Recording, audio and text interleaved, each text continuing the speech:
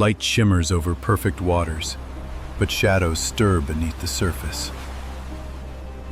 This was Earth's first morning, when creation itself was young and untouched by wrong choices.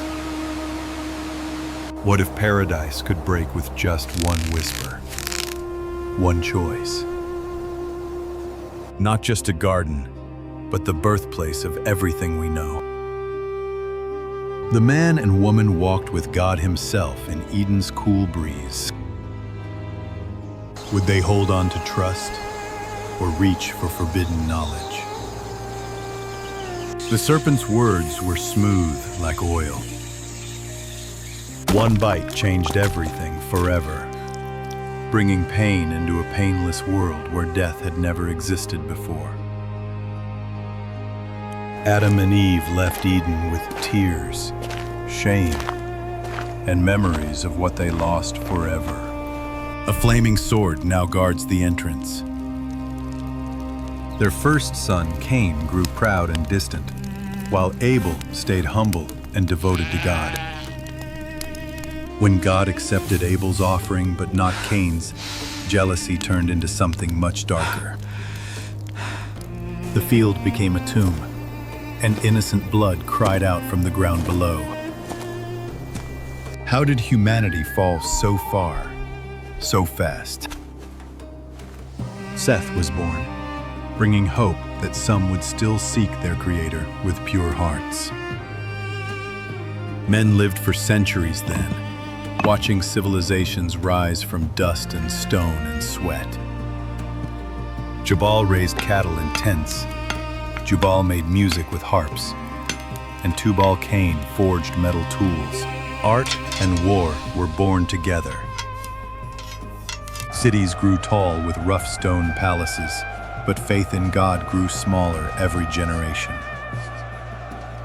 What drew your attention most about these early days? Then came whispers of beings from above, the Watchers who left their heavenly posts. 200 angels made a pact on Mount Hermon to take human wives for themselves. They descended like gods, with shining robes and voices like thunder rolling across valleys. Their children grew into giants called Nephilim. These giants demanded blood tributes from terrified humans who once welcomed them as saviors. The Watchers taught forbidden knowledge about weapons, makeup, sorcery, and ways to control nature itself. Creation itself was being violated and twisted into something God never intended it to become. But one man named Enoch walked with God and spoke truth to the corrupted world. Enoch warned that judgment would come through waters never seen before on Earth's surface. They mocked him, but he wrote everything down on stone and leather for future generations. One day, God took Enoch to heaven without him dying, leaving Earth darker than before. The giants ruled cities with iron fists, while innocent blood soaked into groaning ground. What if one family could preserve hope when all seemed lost forever? Nature itself began to wither under the weight of so many wrong choices and violence. The cry of earth reached heaven, and God summoned his holy angels to prepare for judgment. Michael was sent to battle the Nephilim with armies of light and swords of flame. The Watchers would be chained in darkness forever. Their giant children would fall to dust. Among Seth's descendants, a quiet man named Noah still listened to God's voice in the wind. While others partied and fought, Noah worked the soil with calloused hands and patient faith. Then one night, the sky opened with colors humans had never seen before in creation. God's voice spoke like thunder to Noah's spirit about the coming end of all flesh. Build an ark of cypress wood, for I will wash the world with water and judgment. Noah fell to his knees, trembling, but ready to obey this impossible command from heaven above. The next morning, he gathered his sons Shem, Ham, and Japheth to share God's message. If the Lord has spoken, we will obey and build exactly as he commands us. The sound of axes echoed through valleys that had never known a drop of rain before. People mocked the family, building a massive boat where no sea or river existed nearby. Which would you choose? Popular approval or obedience to God's clear command? Noah kept building while preaching repentance, but laughter was the only response he ever received. Not just a boat, but humanity's last hope floating on faith and cypress beams. God sent animals in pairs, guided by invisible instinct, straight to the wooden refuge Noah built. Lions walked beside lambs. Eagles landed near doves. All creation moving as one towards safety. Signs appeared everywhere as the moon turned red, and winds blew from impossible directions simultaneously. Still, the parties continued. The violence increased, and God's name became a joke to them. On the seventh day, the ark stood complete, and God commanded Noah's family to enter immediately. The door closed by itself with supernatural force that no human hand could ever open again. The first drops fell like warnings on dust that had never tasted water from above. Then the windows of heaven tore open, and water fell with the fury of divine judgment. It wasn't ordinary rain, but a living torrent that seemed angry at the corrupted earth below. From deep underground, violent jets burst through rock, cracking the ground into bleeding veins of water. Those who mocked Noah now pounded on the ark's sealed door, begging for mercy and entrance. But the door had been sealed by God himself, and no human force could open it.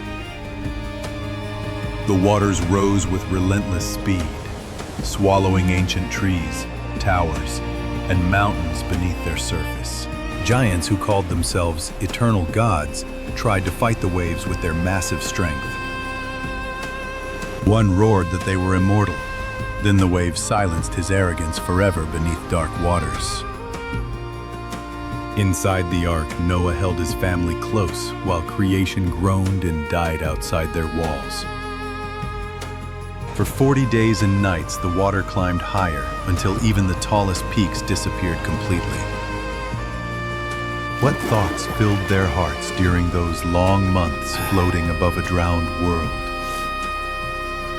The old world of watchers, giants, and human pride lay buried beneath miles of judgment water.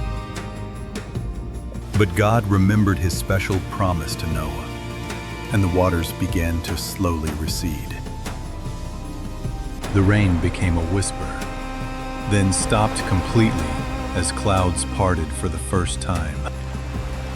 A ray of sunshine pierced through the mist like hope breaking through the deepest darkness imaginable. Noah released a raven, then a dove that returned with an olive branch of new beginning. The waters continued falling until mountains emerged like witnesses from the deep, silent and cleansed completely. The ark rested on Mount Ararat's solid stone, a boundary between the old and new worlds. God spoke again with gentleness, commanding them to leave the ark and fill the earth. The door opened and light poured inside like a blessing, warming their faces after endless darkness. Animals ran free into a world washed clean, while Noah's family stepped onto solid ground again. Noah built an altar of stone and offered sacrifices that rose like prayers to heaven above. God, moved by the offering, made a special promise never to destroy all flesh with water. As long as earth endures, there will be planting and harvest, cold and heat, day and night. A rainbow appeared across the sky, God's sign of his special promise to every living creature. The earth, though wounded, was blooming again, with green shoots pushing through wet stones everywhere. Birds sang new songs, rivers carved fresh paths, and life began its second chance at existence. Noah's sons worked the soil while their wives gathered roots and seeds for the future ahead. Cold nights brought families together around fires, sharing stories of the world that was washed away. Noah knew that wrong choices still lived in human hearts, waiting to grow again like weeds. But he also knew God's love was greater than any darkness humans could create with their choices. The ancient world of corrupted angels and violent giants lay buried forever beneath the cleansing waters. A new world was being born from the mud and hope of 8 survivors and God's mercy. Every rainbow would remind them that judgment had passed, but vigilance must remain in their hearts. The stones they stacked for homes were boundaries between the past's mistakes and the future's possibilities. Firelight warmed their faces as they planned cities that would honor God instead of forgotten giants. Water that once brought death now brought life to seeds they planted with trembling, grateful hands. What lessons from this ancient judgment still echo in our hearts and choices today? The earth can be washed clean by water, but hearts need something deeper to be truly transformed. This is why the story matters, not just as history, but as a mirror reflecting our own choices. When we see corruption spreading, will we be like Noah, building hope despite the world's mockery? The floodwaters have long dried, but the choice between righteousness and corruption remains fresh daily. Perhaps the greatest flood we face is the one that threatens to drown our faith in God's promises.